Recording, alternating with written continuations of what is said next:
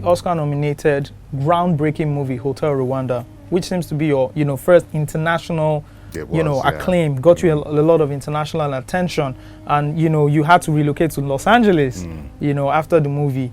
When did you realize this movie had set you up for, international acclaim? When was that moment? I think that when did I realize that? It was, I think when the movie got nominated for an Oscar, I think I was in South Africa at the time, and one of the producers was over from America and said, hey, we loved you in the movie, you must give America a try, and that was it. I didn't realize how, because I hadn't seen the movie by then, but I thought, oh, that's nice, I'm glad they liked me.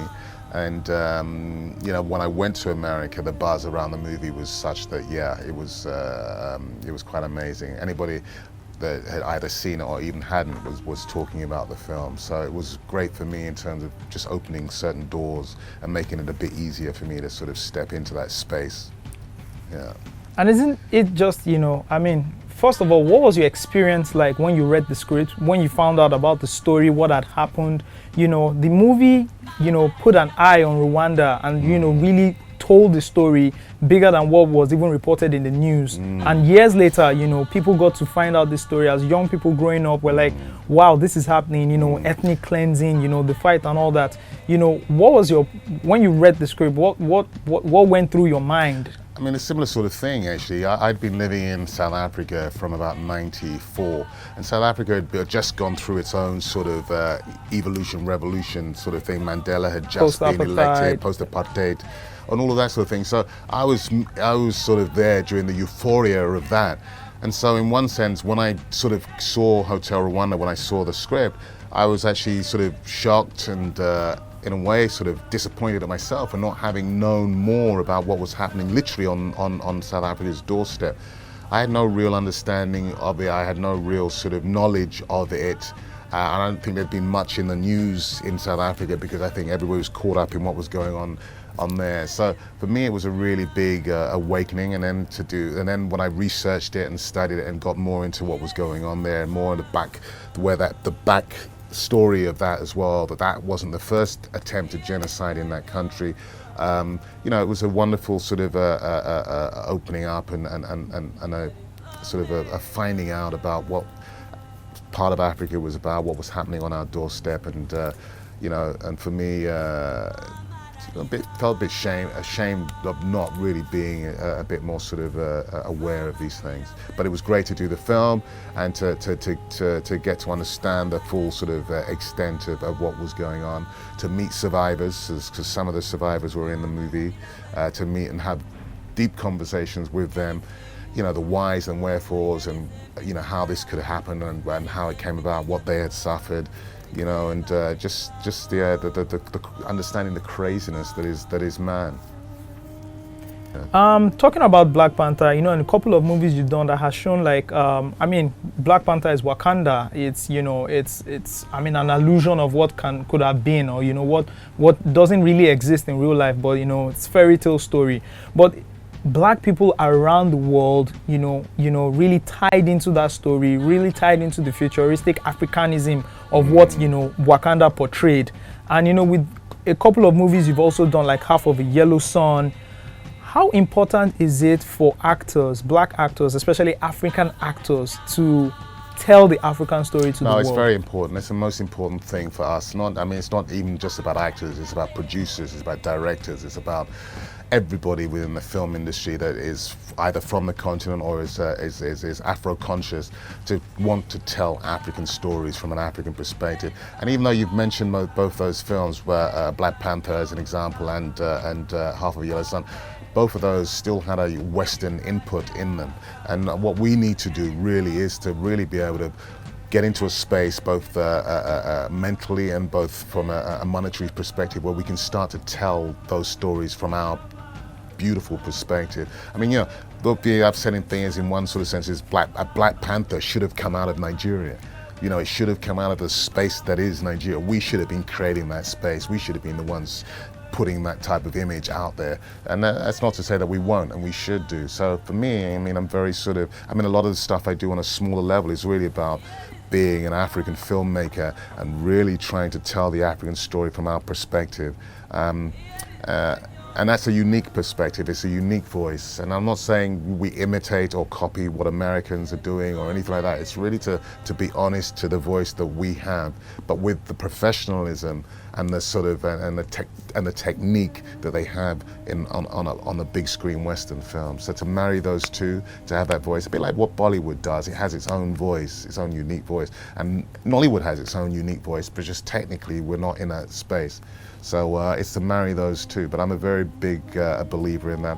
I produced a couple of films on a smaller level, which you know, we're trying to give voice to the African voice in terms of just the structure and the way we told stories.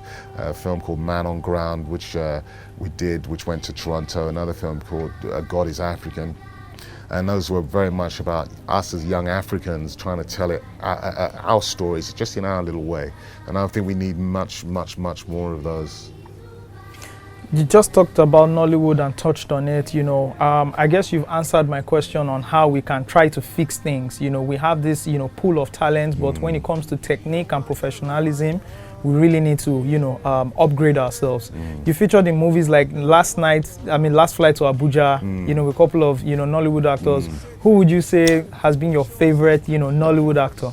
A Nollywood actor, you know, I mean, I like. You love to watch or you love to work with? I'll tell you who I really enjoy. I mean, you know, who I really, really enjoy as a Nollywood person out there is Kunle Afolayan.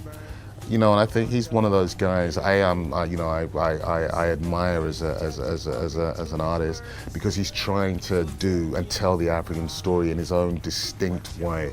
So I have a lot of you know, admiration for him. I've seen his early work to his late work, and I love what he's trying to do. And there's a very distinct Afrocentric style about his work. There's another guy called Andrew Dosunmu who's working out of America, who also, you know, some of his work, Mother of George, has got a very Afro, you know, an Afro style to it. And so those are the people that I really admire. Interestingly, Kunle Afolayan has a movie called October 1st. Yes, fantastic movie. Lovely You were born on October 1st. I was, yeah, exactly. It's just in Nigerian Independence Day, so I love the movie. There's another director, Akin Omotosho, who has done a couple of things. I think he's got a couple of movies that will be coming out very, very soon. And these are really interesting African filmmakers. Well, Nigerian filmmakers who are really trying to tell the African story with a massive Western technique, but with an amazing Afrocentric voice. Let's go back to you. Do you feel at times you've been typecast?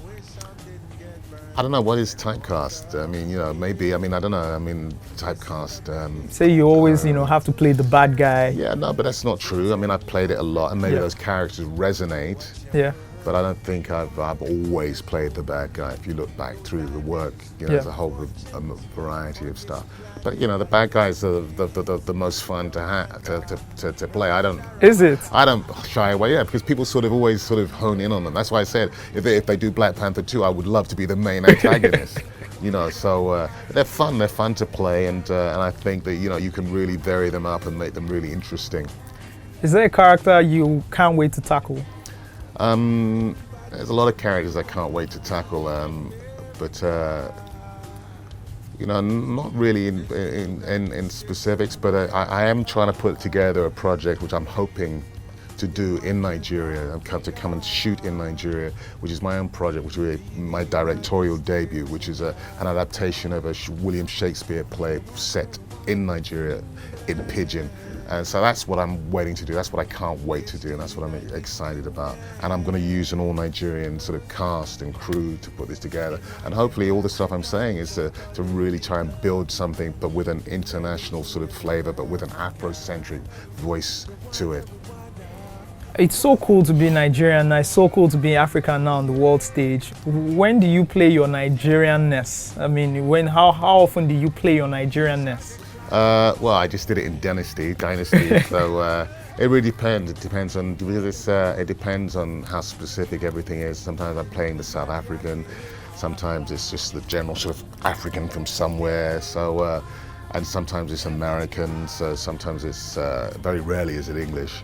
So yeah, it just really depends what people want, and you know, and what I'm asked to do as an actor, as an artist. But the Nigerianness will come up when it needs to come up. Do you listen to Nigerian music? I love Nigerian music. I love those guys. Who are you listening to now? Wizkid, and a whole bunch of other ones I've been listening to on Trace, and so I love it. And I think again, in the way that the music people guys have done, they've really upped their game, and they've you know, they can compete anywhere in the world. That's what we want to do in terms of the film and TV industry here, and then hopefully have collaborations with some of the big stars from all over the world, but from our point of view, not necessarily from them. And what's the one type of Nigerian food you would always ask for, you know, in and out of Nigeria? Egusi and pounded yam. I love my egusi, so yeah, that's it. Egusi, pounded yam, and I love plantain. Yeah, so those would be it. Fried plantain on the side, and a big bowl of egusi, and a pounded yam. All right, thank you so much, Hakeem. Thank you so for much having for being me. on Pulse. Great. Bye.